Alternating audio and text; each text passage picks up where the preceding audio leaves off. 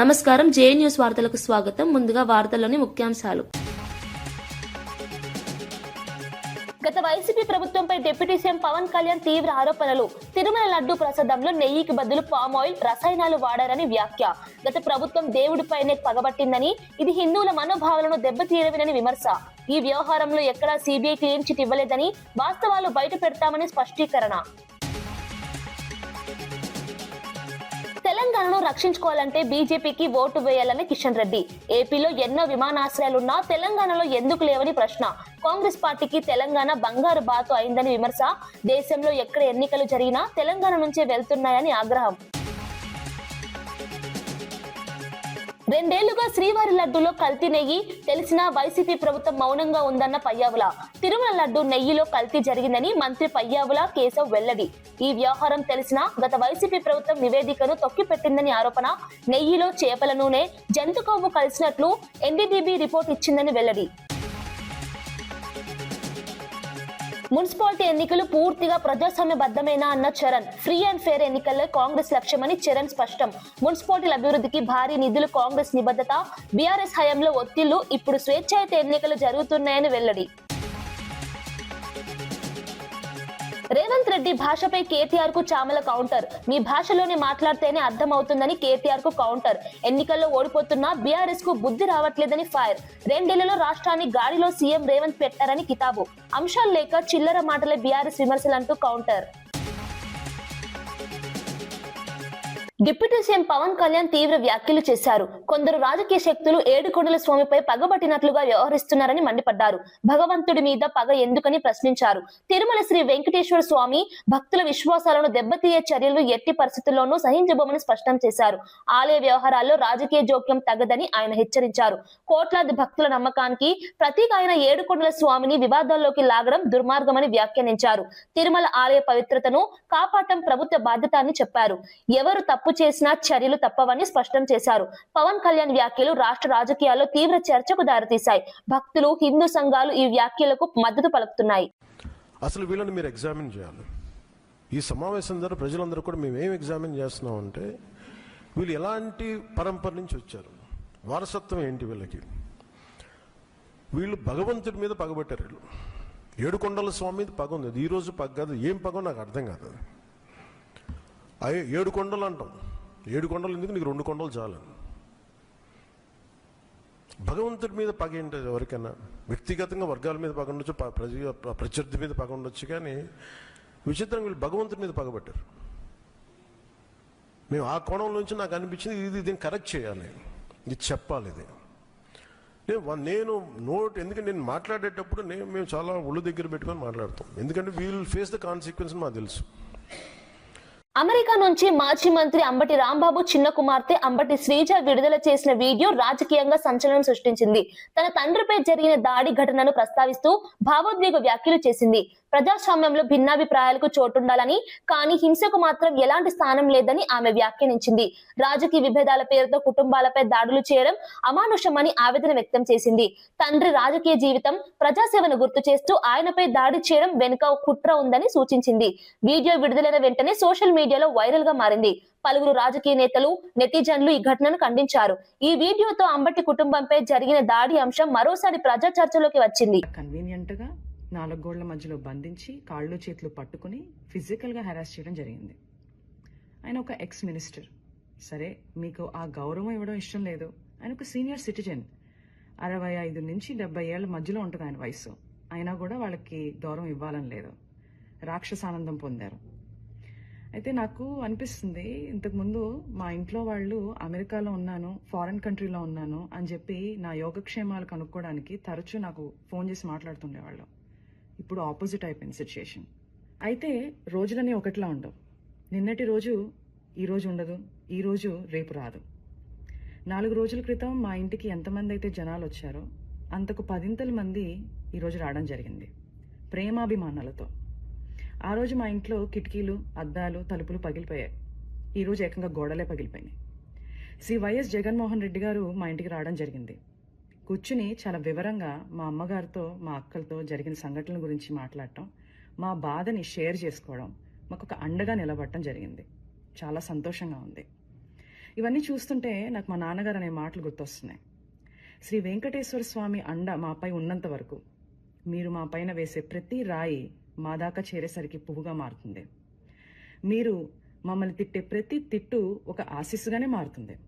ఆయనే మాకు ఒక రక్షక కవచంలా ఉంటారు. Thank you.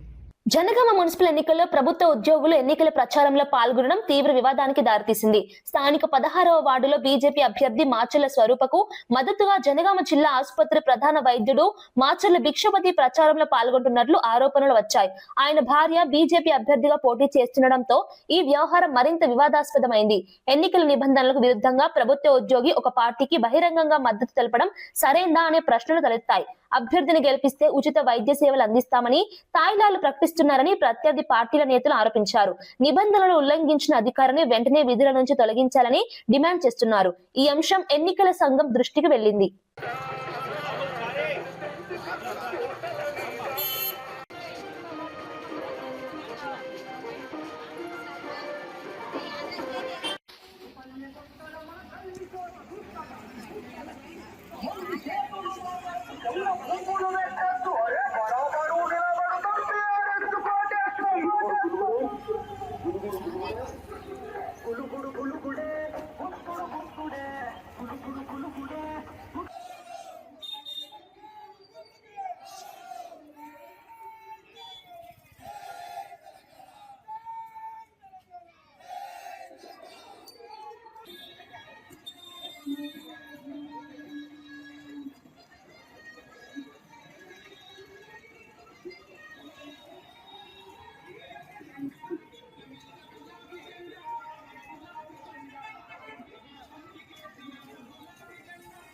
రైతులకు ఎరువుల బస్తాలు కూడా అందించలేని సీఎం రేవంత్ రెడ్డి కేసీఆర్ ను విమర్శించడం సరికాదని మాజీ మంత్రి ఎమ్మెల్యే హరీష్ రావు మండిపడ్డారు.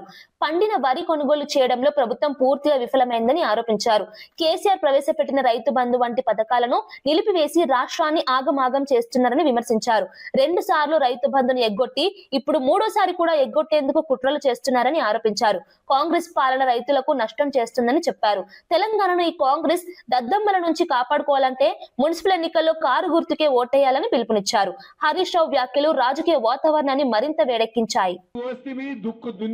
నాట్లు పడే కలుపు తీస్తే మందు కూడా వేస్తే ఇంకా రైతు బంధు పడకపోయా. ఇది మోసం కాదా? మందు సంచులకు కూడా రైతు బంధు అందదా? నేను అంటున్నా రేవంత్ రెడ్డి, ఇప్పటికి 2 రైతు బంధులు ఎగ్గొట్టినావు నువ్వు. ఇది 3వది. మేము ఎలక్షన్ కమిషన్ కు లెటర్ ఇస్తాం, మాకే అబ్జెక్షన్ లేదు. ఎగ్గొట్టిన 2 రైతు బంధులు ఇప్పటి రైతు బంధు వెంటనే వేయాలని చెప్పి మేము రేవంత్ రెడ్డి డిమాండ్ చేస్తా ఉన్నాం. బిడ్డ 11వ తారీఖులోగా రైతు బంధు వేయలేదనుకో, నీ కాంగ్రెస్ పార్టీని నిన్ను సీరిసింత గట్టరు మా రైతులు అని చెప్పి హెచ్చరిస్తా ఉన్నా. అరే నీ ముఖానికి మందు సంచులు ఇచ్చే తెలివి ఉన్నదే? కేసీఆర్ ఉండగా ఆటోని చెప్తే ఇంటికాడ బాయికాడ 4 సంచులు వేసిపోవు. ఇప్పుడు లైన్లో పొద్దుగాల పోయి నిలబట్టే కూడా ఒక్క సంచి దొరుకుతుందా చెల్లె? ఎరువు బస్తాలు దొరుకుతున్నాయా? ఎరువు బస్తాలు ఇచ్చే తెలివి లేని దద్దమ్మ ఈ శాతగాని రేవంత్ రెడ్డి కేసీఆర్ ను పట్టుకొని బూతులు తిడతాడు. నీ ముఖానికి మందు సంచులు ఇచ్చే తెలివి ఉన్నది, నీ ముఖానికి రైతు బంధు ఇచ్చే తెలివి ఉన్నది, నీ ముఖానికి పండిన వడ్లు కొనే తెలివి లేదు నీకు. శాతగాని దద్దమ్మ కేసీఆర్ ను పట్టుకొని ఇష్టం ఉన్నట్టు తిడతా ఉన్నాడు. అరే పనిల పోటీవాడు, నీకు తెలివి ఉంటే, నువ్వు మొగోనివైతే, నీకు దమ్ముంటే కేసీఆర్ కంటే మంచిగా పనిచేసి చూపి ముఖానికి. కేసీఆర్ ఇచ్చిన ఎగ్గొట్టుకుంటా, కేసీఆర్ చేసిన పనులు ఖరాబ్ చేసుకుంటా, కష్టపడి పోరాటాల మీద త్యాగాల మీద సాధించుకున్న స్వరాష్ట్రాన్ని ఇవాళ ఆగమాగం చేస్తున్నాడు. ఎంతో కష్టపడి తెచ్చుకున్నాం కదా, ఎంతో గొప్పగా ఈ స్వరాష్ట్రం సాధించుకుంటే ఇవాళ సర్వనాశనం చేస్తుండే రేవంత్ రెడ్డి. ఈ రాష్ట్రం నాశనం కావాలన్నా బాగుండాలన్నా? బాగుండాలంటే మున్సిపల్ ఎన్నికల్లో బుద్ధి చెప్పండి. శ్రీశైలం ప్రాజెక్టు కారణంగా భూములు కోల్పోయిన రైతుల సమస్యలపై వైఎస్ఆర్సీపీ నేత బైరెడ్డి సిద్ధార్థరెడ్డి తీవ్రంగా స్పందించారు. భూములు కోల్పోయిన తమకు ఇప్పటికీ సాగునీరు అందకపోవడం అన్యాయమని ఆవేదన వ్యక్తం చేశారు. పండించిన పంటలకు గిట్టుబాటు ధరలు కూడా లేవని విమర్శించారు. చంద్రబాబుకు తెలిసింది 2 పనులే అంటూ ఘాటు వ్యాఖ్యలు చేశారు. శిలాఫలకం వేయడం, రిబ్బన్ కటింగ్ చేయడం తప్ప రైతుల సమస్యలపై శ్రద్ధ లేదని ఆరోపించారు. రాయలసీమ రైతుల కష్టాలను ప్రభుత్వం పట్టించుకోవడం లేదన్నారు. శ్రీశైలం కింద భూములు కోల్పోయిన రైతులకు న్యాయం చేయాలని డిమాండ్ చేశారు. ఆయన ప్రసంగం సభలో పెద్ద ఎత్తున స్పందన రాబట్టింది. ఈ ప్రాంతంలో 95% మంది బీసీలు, ఎస్సీలే కాదన్నా, ఓసీలు కూడా 95% మంది పేదవాళ్ళే తప్ప డబ్బులు ఉన్న వాళ్ళు ఎవరు కూడా లేరు. ఎవరో ఇద్దరో ముగ్గురో తెల్ల సొక్కాలు వేసుకొని వచ్చినా వెనకన్నీ బొక్కలే తప్ప ఏమీ లేవన్నా. మేము ఇటువంటి మీటింగులు పెట్టాలనుకున్నా కూడా, పార్టీ కార్యక్రమాలు చేయాలనుకున్నా కూడా అందరికీ ఒక భారమైన ఒక 2-3% డబ్బులు ఉండే వాళ్ళు ఉన్నారు, కానీ వాళ్ళు అవతల పార్టీలో ఉన్నారన్నా. కాబట్టి వ్యవసాయం లాభసాటిగా జరగాల, లేదా ఏమైనా పరిశ్రమలన్నా రావాలా, లేదా వ్యవసాయానికి సంబంధించిన పరిశ్రమలన్నా రావాలా, లేదా ఒక అగ్రికల్చర్ యూనివర్సిటీ రావాలా. మీలాంటి పెద్దలు పోయి జగన్ సార్కు చెప్తేనే మా లాంటి వాళ్ళ కష్టాలు తీరుతాయన్నా. ఎందుకు నేను ఈ మాట మీకు చెప్తానా అంటే, ఇదే నియోజకవర్గంలో కేవలం ఇద్దరి దగ్గరనే డబ్బులు ఉన్నాయన్నా. వాళ్ళిద్దరు కూడా అవతల పక్కనే ఉన్నారు. వాళ్ళకేంలే, నేను ఏడైనా కనిపిస్తే నా మీద విమర్శలు చేయడం తప్ప వేరేదేం చేత కాదు. కాబట్టి నా సిన్సియర్ రిక్వెస్ట్ అన్న, మీరే జగన్ సార్ దగ్గరికి తీసుకుపోవాలా. ఈ నందికొట్కూరు నియోజకవర్గం అంటే నిజంగానే చెప్తానన్నా, ఏవో 2-3 తప్పిదాల వల్ల ఓడిపోయినాం తప్ప వైఎస్ఆర్ కాంగ్రెస్ పార్టీకి కంచుకోటన్నా మా నందికొట్కూరు నియోజకవర్గం.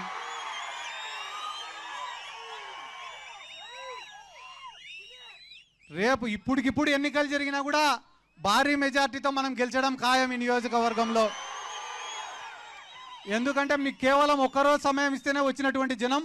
కాబట్టి మాకు కూడా ఇంతగా గడిచిన 2 రోజులుగా సహకరించినటువంటి కాటసాని రాంభూపాల్ రెడ్డి గారికి, మిగతా వేదిక మీద ఉన్న పెద్దలకు అందరికీ నా ధన్యవాదాలు తెలుపుకుంటూ, మరొకసారి మీకందరికీ నా శిరస్సు వంచి నమస్కారాలు తెలియజేసుకుంటూ సెలవు తీసుకుంటున్నాను. జై జగన్, జై జగన్, జై రాయలసీమ. తెలంగాణలో సీఎం రేవంత్ రెడ్డి నాయకత్వంలోని కాంగ్రెస్ ప్రభుత్వం మున్సిపాలిటీ ఎన్నికలను పూర్తిగా ప్రజాస్వామ్యబద్ధంగా, పారదర్శకంగా నిర్వహిస్తున్నట్లు టీపీసీసీ అధికార ప్రతినిధి డాక్టర్ చరణ్ కౌశిక్ యాదవ్ స్పష్టం చేశారు. ఫ్రీ అండ్ ఫెయిర్ ఎన్నికలు జరగాలనే ఉద్దేశంతో ఎన్నికల సంఘానికి పూర్తి స్వేచ్ఛ ఇచ్చినట్లు తెలిపారు. గతంలో బీఆర్ఎస్ హయాంలో మున్సిపల్ ఎన్నికల్లో బలవంతపు ఏకగ్రీవాలు, ఒత్తిళ్లు ఎక్కువగా ఉండేవని విమర్శించారు.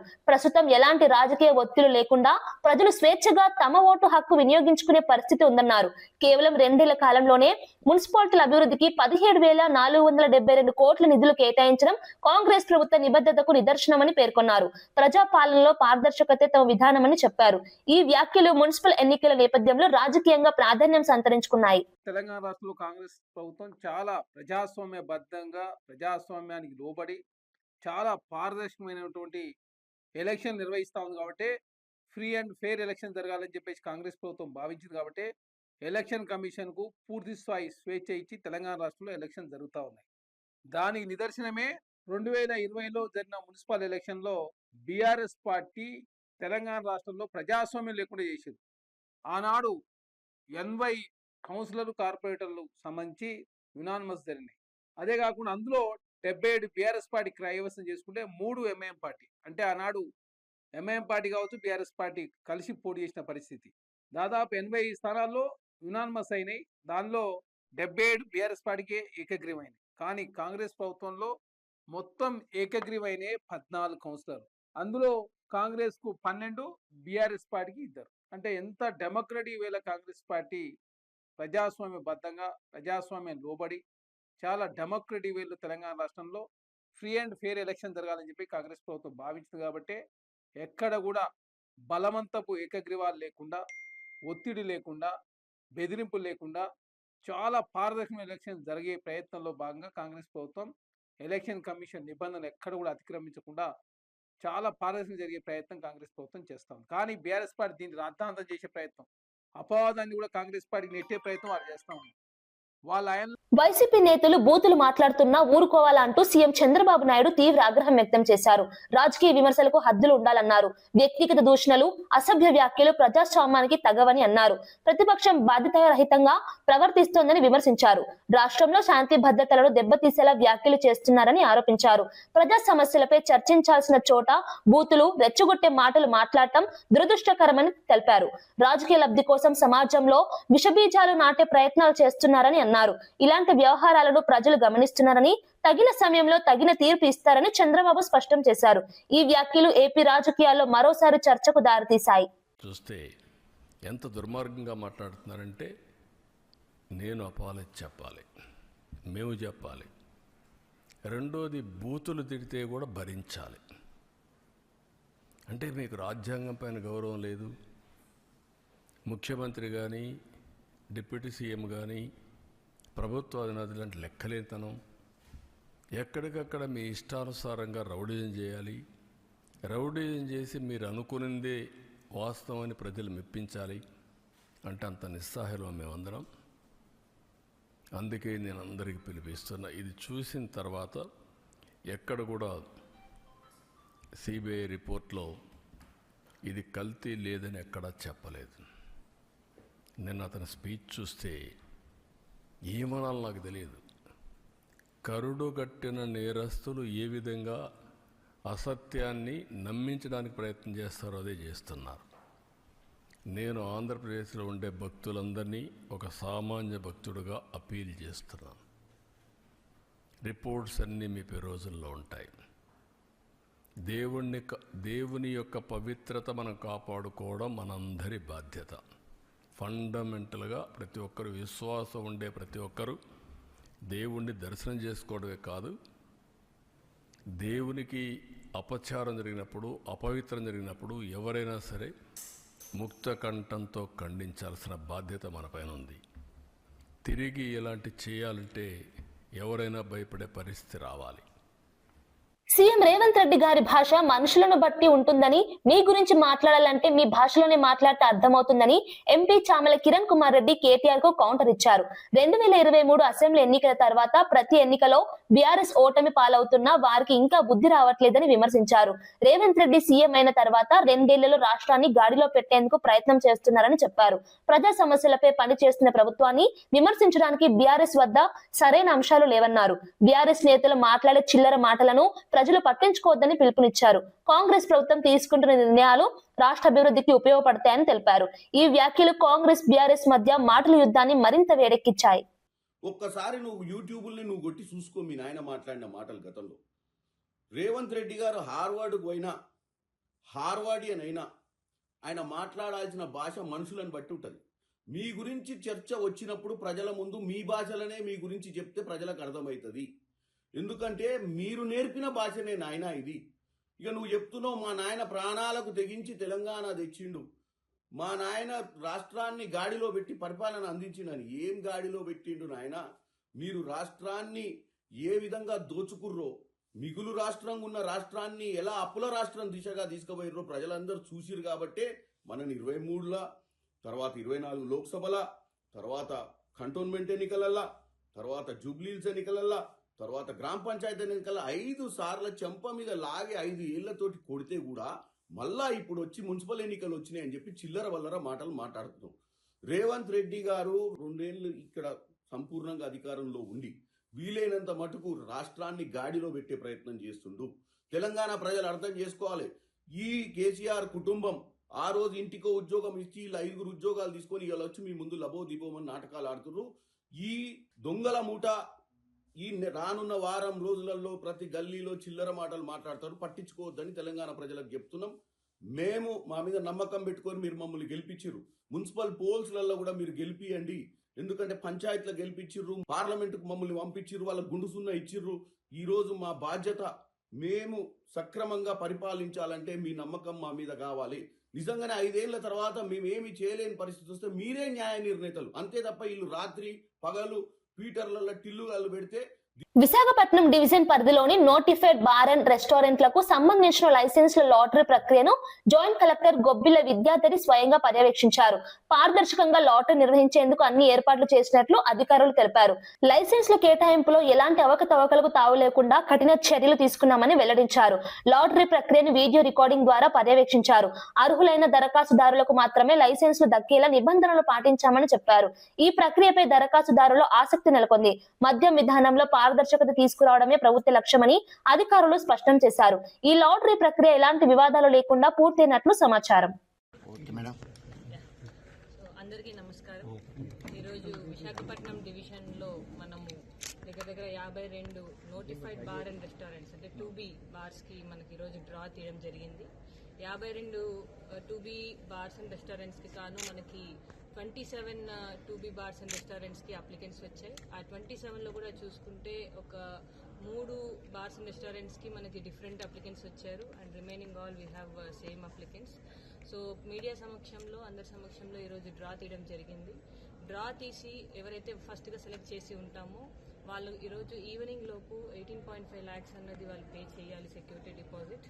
వన్స్ దే పే మనం ప్రొవిజనల్ లైసెన్స్ ఇష్యూ చేస్తాము. ఇది కాకుండా ప్రతి ఒక్క షాప్కి కూడాను R1 R2 మనం డిజిగ్నేట్ చేశాము. ఇన్ కేస్ సెలెక్ట్ అయిన అప్లికెంట్ కనుక విత్డ్రా అయితే next we'll go for R1 and R2. So ఎవరైతే మనం ప్రొవిజనల్ లైసెన్స్ ఇస్తామో they have to get the stock immediately and they should start the operations in premises which are agreed by the rule and law.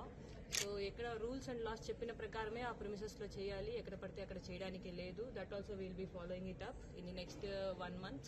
So will be all visiting, వీళ్ళు ఎక్కడెక్కడ shops పెట్టి ఎక్కడ sale చేస్తున్నారు అన్నది కూడా ఖచ్చితంగా ప్రాపర్గా మానిటర్ చేయడం జరుగుతుంది. And within 6 installments they have to pay the full license fee, and second year third year ki 10% hike తో వాళ్ళు 83 and 90 lakhs pay చేయాల్సి వస్తుంది. Any deviation from the rule will be taken very seriously and department will take very strict action. Telangana Congress party దేశానికి బంగారు బాతులా మారిందని కేంద్ర మంత్రి కిషన్ రెడ్డి తీవ్ర ఆరోపణలు చేశారు. దేశంలో ఎక్కడ ఎన్నికలు జరిగినా నిధులు తెలంగాణ నుంచే వెళ్తున్నాయని విమర్శించారు. సేవ్ తెలంగాణ పేరుతో బీజేపీ ఏర్పాటు చేసిన పవర్ పాయింట్ ప్రెజెంటేషన్ కార్యక్రమంలో పాల్గొన్న ఆయన ప్రభుత్వాల పనితీరుపై మండిపడ్డారు. కాంగ్రెస్ పాలనలో ప్రజాధనం దుర్వినియోగం జరుగుతోందని ఆరోపించారు. ఎన్నికల కోసం రాష్ట్ర వనరులను వాడుకుంటున్నారని విమర్శించారు. తెలంగాణ ప్రజల సొమ్ము ఇతర రాష్ట్రాల ఎన్నికలకు ఖర్చు చేస్తున్నారని ఆరోపించారు. ఈ విషయాలపై ప్రజలు అప్రమత్తంగా ఉండాలని పిలుపునిచ్చారు. హైదరాబాద్ లో ఒకటే మాత్రం, మరి బీఆర్ఎస్ పార్టీ 10 సంవత్సరాలు ఏం చేసింది? ఈ రోజు పరిస్థితి ఏ రకంగా ఉందంటే, నేను ఇప్పుడే పాదయాత్ర చేసి వస్తున్నాను. ఒక రిటైర్మెంట్ ఆఫీసర్ నా దగ్గరకు వచ్చి అడుగుతా ఉన్నాడు, నరసింహ బస్తే నల్లకుంటలో, సార్ నా రిటైర్మెంట్ బెనిఫిట్స్ ఏందని. రిటైర్ అయినటువంటి ఉద్యోగస్తులకు సంబంధించినటువంటి రిటైర్మెంట్ బెనిఫిట్స్ కూడా ఈరోజు ఇవ్వలేనటువంటి పరిస్థితి. పిఆర్సీ అడ్రస్ లేదు. మరి ఏది ప్రజాప్రభుత్వమో, ఎవరిది పనిచేసే ప్రభుత్వమో ముఖ్యమంత్రి గారు చెప్పాలి. ఈరోజు విశ్వవిద్యాలయాల భూములు ఏ రకంగా కొల్లగొట్టే ప్రయత్నం చేసిందో మీరు స్వయంగా చూశారు.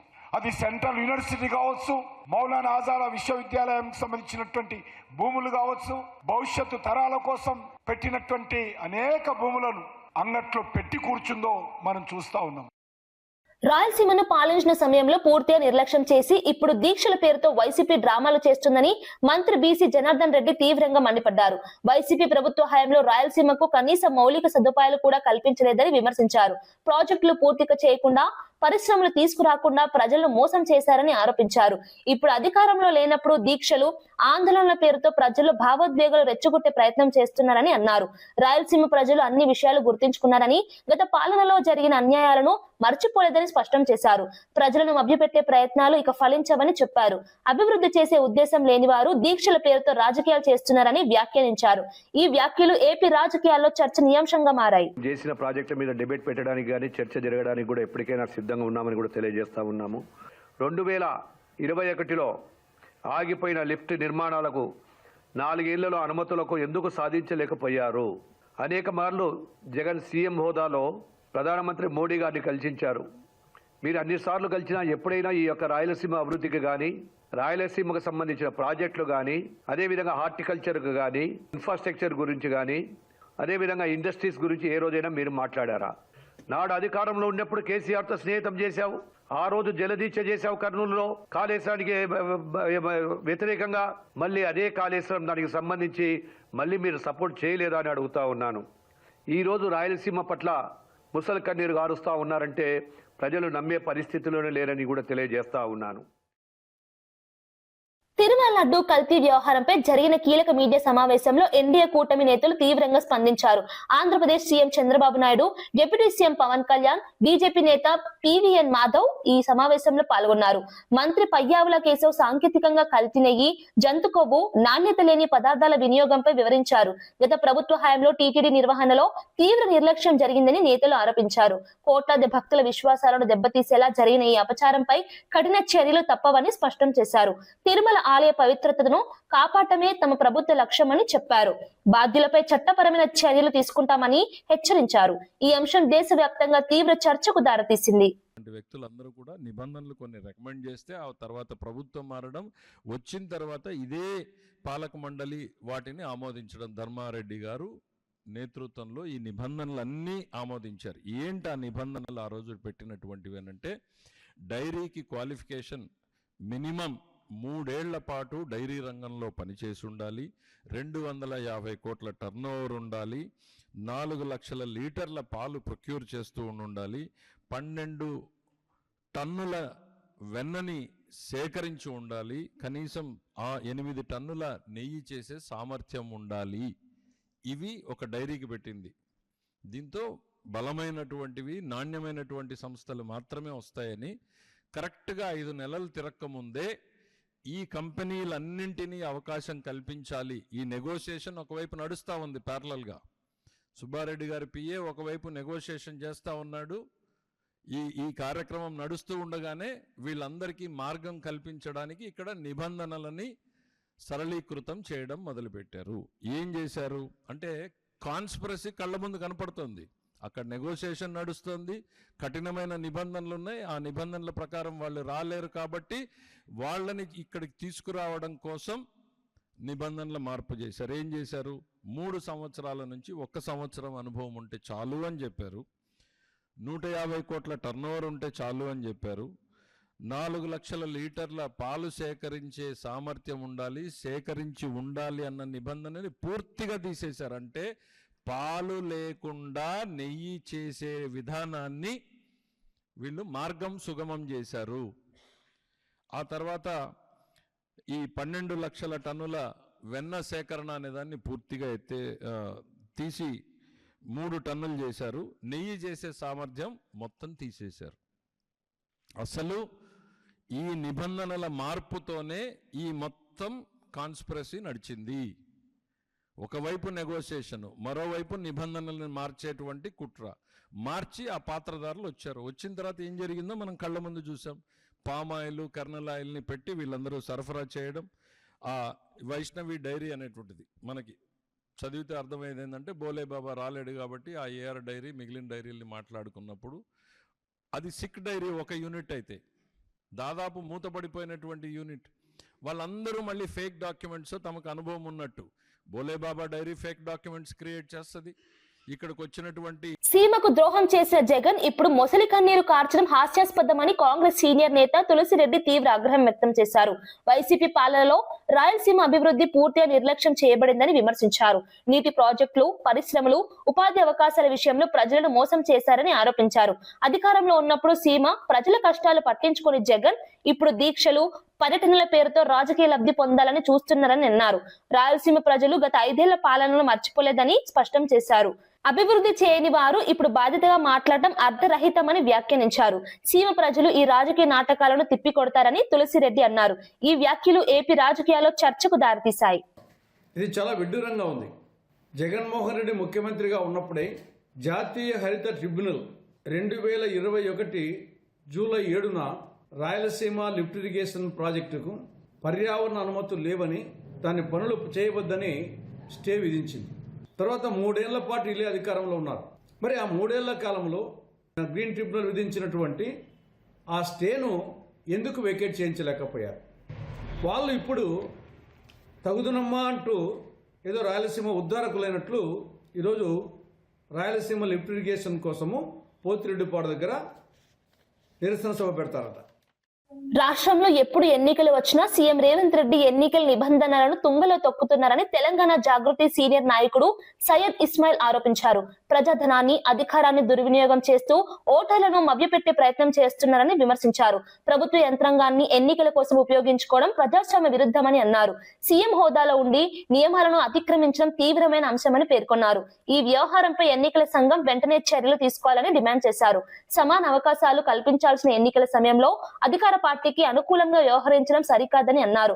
ప్రజాస్వామ్యాన్ని కాపాడాలంటే నిబంధనలు ఖచ్చితంగా అమలు కావాలని పిలుపునిచ్చారు. ఈ డిమాండ్ రాజకీయంగా ప్రాధాన్యం సంతరించుకుంది. రూపొందించినారు, కానీ ఇవాళ జరుగుతున్నటువంటి పరిణామాలు చూస్తూ ఉంటే అట్లాంటి గొప్ప వ్యక్తి రూపొందించినటువంటి ఎన్నికల నిబంధనావళిని తుంగలో తొక్కుతున్నట్టుగా కనపడతా ఉన్నది. దయచేసి ఎన్నికల కమిషన్ సీరియస్ గా వ్యవహరించాలి, దీన్ని తీవ్రంగా పరిగణించాలి. గత సర్పంచ్ ఎన్నికల సందర్భంలో కూడా ముఖ్యమంత్రి గారు అధికార దుర్వినియోగాలు పాల్పడ్డారు, ఓటర్లను ప్రభావితం చేసినారు. వాటికి సంబంధించినటువంటి సాక్ష్యాలు, ఆధారాలను మా అధ్యక్షురాలు కల్వకుంట్ల కవిత గారు స్వయంగా ముఖ్య ఎన్నికల అధికారి గారిని కలిసి మరి చూపించి వెళ్లారు. అయినా ఇవాళ ఫలితం కనపడడం లేదు. ఇదంతా చూస్తూ ఉంటే ప్రభుత్వం కనుసరణలో ఎన్నికలు జరగకూడదు, ఎన్నికల కమిషన్ కనుసరణలో ఎన్నికలు జరగాల్సిన అవసరం ఉన్నది. ప్రజలను మభ్యపెట్టేటటువంటి వారిపైన చర్యలు తీసుకోవాల్సి ఉన్నది. బాధ్యతాయుతమైనటువంటి ముఖ్యమంత్రి బాధ్యతలను విస్మరించి వ్యవహరిస్తున్న తీరు ఇవాళ మొత్తం యావత్ ప్రజానికం తప్పుపడతా ఉన్నది. కేవలం రాజకీయాలకు మాత్రమే కాకుండా ప్రజోపకారంగా రాష్ట్ర ముఖ్యమంత్రి పనితీరు ఉండాలి, ప్రభుత్వ పనితీరు ఉండాలి, అధికారుల పనితీరు ఉండాలి. కానీ దురదృష్టవశాత్తు ఇవాళ ప్రజలను మభ్యపెట్టే విధంగా, ప్రజల్ని పదే పదే ప్రభావితం చేసే విధంగా జరుగుతున్న తీరుని మేము వ్యతిరేకిస్తా ఉన్నాం. మరీ ముఖ్యంగా రేవంత్ రెడ్డి గారికి ఒక మాట చెప్పదలుచుకున్నాం. మీరు ఎన్నికలకు వెళ్ళవచ్చు, ప్రచారం చేయవచ్చు, కానీ కాంగ్రెస్ పార్టీ సభల ద్వారా మీరు ఎన్నికలకు వెళ్తే బాగుంటది. కానీ ముఖ్యమంత్రి హోదాలో వెళ్ళి నిబంధనలకి వ్యతిరేకంగా వ్యవహరిస్తూ ఉంటే ఇక మీరు ఏ రకమైనటువంటి సంకేతాలు ఈ రాష్ట్రంలో ఉన్నటువంటి రాజకీయ నాయకులకు ఇస్తున్నారు, ప్రజలకు ఇస్తున్నారు అనేది అర్థం చేసుకోవాలని కోరుతూ, ముమ్మాటికి రేవంత్ రెడ్డి చేసినటువంటి తప్పిదాలపైన తప్పకుండా ఎన్నికల కమిషన్ చర్య తీసుకోవాలని మాత్రమే బలంగా డిమాండ్ చేస్తా ఉన్నాం. వైసీపీ నాయకులు ఏం చేశారని పోతిరెడ్డిపాడు ప్రాజెక్టును సందర్శిస్తారని ప్రభుత్వ విప్ రాయదుర్గం ఎమ్మెల్యే కాలువ శ్రీనివాసులు తీవ్ర ఆగ్రహం వ్యక్తం చేశారు. వైసీపీ పాలనలో ఈ ప్రాజెక్టుకు నిధులు కేటాయించకుండా ప్రజలను మోసం చేశారని ఆరోపించారు. ప్రాజెక్టు పనులు ముందుకు సాగకుండా అడ్డంకులు సృష్టించిన వారు ఇప్పుడు రాజకీయ డ్రామాల కోసం పర్యటనలు చేస్తున్నారని విమర్శించారు. రైతుల సమస్యలపై నిజమైన చిత్తశుద్ధి ఉంటే అధికారంలో ఉన్నప్పుడే చర్యలు తీసుకోవాల్సిందని అన్నారు. ప్రస్తుతం కూటమి ప్రభుత్వం ప్రాజెక్టుల పూర్తి కోసం ప్రయత్నాలు చేస్తోందని చెప్పారు. అభివృద్ధిని అడ్డుకునే రాజకీయాలు ప్రజలు సహించరని హెచ్చరించారు. ఏం చేశామని పెడతారని నేను అడుగుతా ఉన్నా. రాయలసీమ లిఫ్ట్ ఇరిగేషన్ అనే ఒక కార్యక్రమాన్ని ప్రారంభం చేయకముందే 100 కోట్లు జగన్మోహన్ రెడ్డి తినేశాడని పెడతారా? దానికి ఎలాంటి అనుమతులు తీసుకోకుండా ప్రజాధనాన్ని దోచుకోవడానికి రాయలసీమను సాకుగా చూపించినాడు మా జగన్మోహన్ రెడ్డి అని చెప్పుకోవడానికి రాయలసీమ లిఫ్ట్ ఇరిగేషన్ని మీరు మాట్లాడతారా అని అడుగుతా ఉన్నారు వైసీపీ నాయకులు. 2020లోనే నేషనల్ గ్రీన్ ట్రిబ్యునల్ స్పష్టంగా ఆదేశాలు ఇచ్చిన, అభ్యంతరాలు చెప్పినా, ఆపేసినా మరి 24 వరకు ఏం చేశారని అడుగుతా ఉన్నా. వార్తలు ముగించే ముందు ముఖ్యాంశాలు మరోసారి.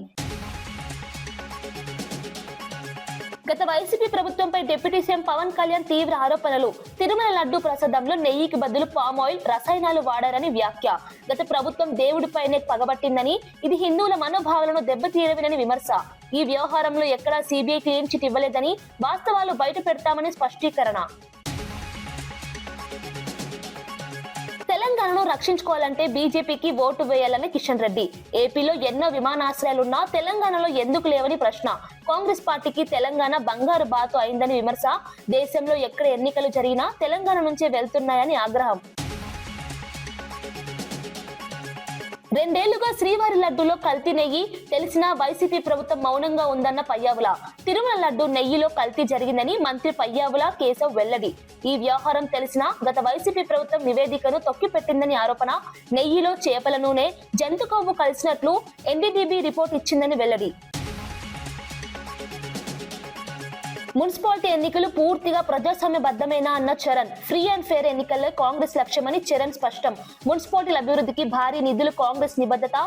బీఆర్ఎస్ హయాంలో ఒత్తిళ్లు, ఇప్పుడు స్వేచ్ఛాయుత ఎన్నికలు జరుగుతున్నాయని వెల్లడి. రేవంత్ రెడ్డి భాషపై కేటీఆర్ కు చామల కౌంటర్. మీ భాషలోనే మాట్లాడితేనే అర్థం అవుతుందని కేటీఆర్ కు కౌంటర్. ఎన్నికల్లో ఓడిపోతున్నా బీఆర్ఎస్ కు బుద్ధి రావట్లేదని ఫైర్. 2 ఏళ్లలో రాష్ట్రాన్ని గాడిలో సీఎం రేవంత్ పెట్టారని కితాబు. అంశాలు లేక చిల్లర మాటలే బీఆర్ఎస్ విమర్శలంటూ కౌంటర్. ఇవి ఈనాటి వార్తా విశేషాలు. మరో బులెటిన్ లో మళ్ళీ కలుద్దాం. నమస్కారం.